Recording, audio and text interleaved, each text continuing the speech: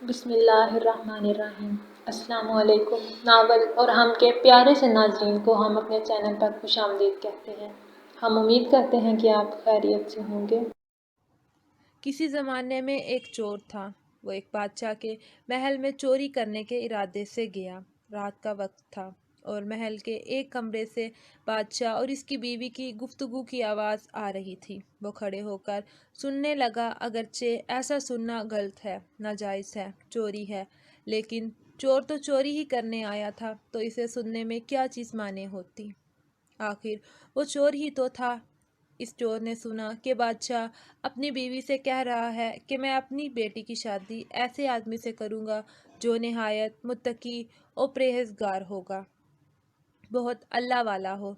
جب چور یہ بات سن رہا تھا تو اس کے دل میں خیال آیا کہ کیوں نہ میں کچھ ایسا بن کر دکھاؤں کہ بادشاہ میرے ہی ساتھ شہزادی کی شادی کر دے۔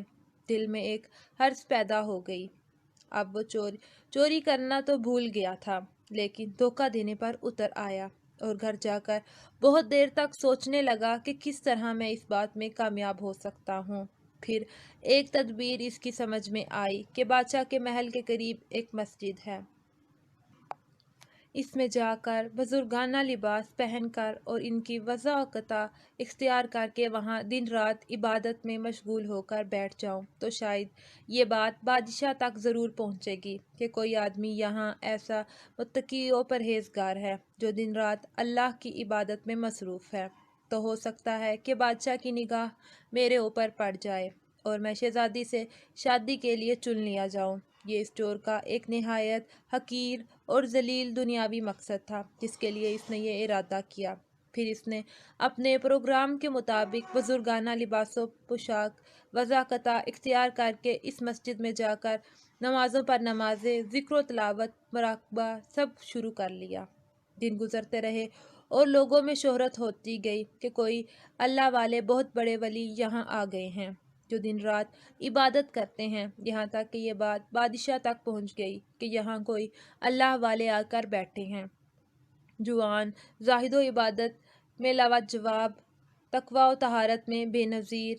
جب بادشاہ کو یہ بات معلوم ہوئی تو انہوں نے اپنے ارادے کے مطابق غور و فکر شروع کر دیا کہ شہزادی کے متعلق جو سوچا تھا اس کے لیے اسی کا انتخاب کیوں نہ کر لیا جائے۔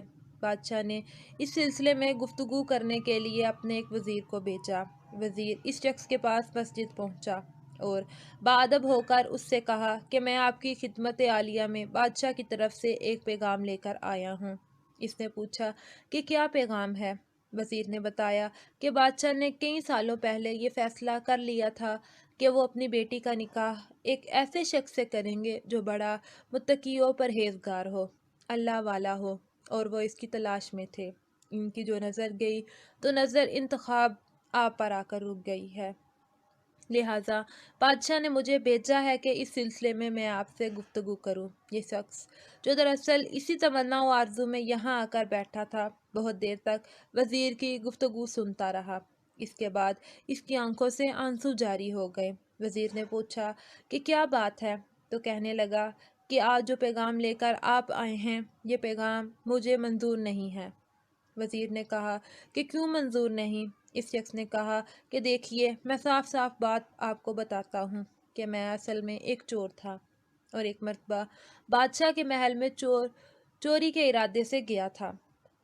پھر جو کچھ بھی ہوا اس کو سنایا اور اس کے بعد اس چور نے کہا کہ میں نے تو یہ وضاحت اسی حرص کی وجہ سے اختیار کی تھی، لیکن میں یہاں آ کر بیٹھا تو میرے خدا نے مجھے اپنا بنا لیا۔ اب بس اس کے بعد مجھے اور کسی کی ضرورت نہیں، میرے لیے میرا خدا کافی ہے۔ بے شک جب عبادت ہو جائے، نماز ہو جائے، ذکر ہو جائے اور ہماری دیگر عبادتیں واقعی عبادتیں ہو جائیں تو بے شک یہ نمازیں اور عبادتیں انسان کو برائیوں سے روکتی ہیں۔